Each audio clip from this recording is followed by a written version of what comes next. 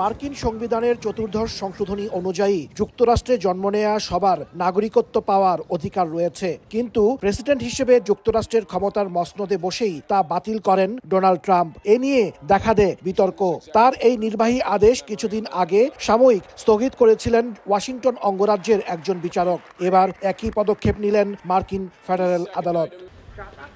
Washington অঙ্গরাজ্যের 14 দিনের ওই স্থগিতাদেশ শেষ হওয়ার আগেই বুধবার মার্কিন ফেডারেল আদালতের বিচারক ডেবোরা বোর্ডম্যান প্রেসিডেন্টের নাগরিকত্ব আইন বাতিলের আদেশ দেশব্যাপী স্থগিত করলেন। স্থগিতাদেশের রুলে মেরিল্যান্ড জেলা জজ আদালতের বিচারক ডেবোরা বলেন, প্রেসিডেন্ট ট্রাম্পের নির্বাহী আদেশ 125 বছরের পুরনো সুপ্রিম কোর্টের রায়ের সাথে সাংঘর্ষিক এবং 250 বছরের মার্কিন ইতিহাসের পরিপন্থী।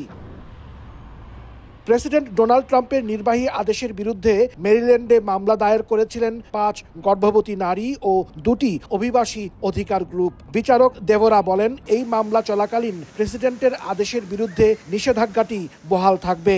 আইন বিশ্লেষকরা বলছেন, নাগরিকত্ব আইন বাতিলের এই মামলাটি শেষ পর্যন্ত সুপ্রিম কোর্ট পর্যন্ত গড়াতে পারে।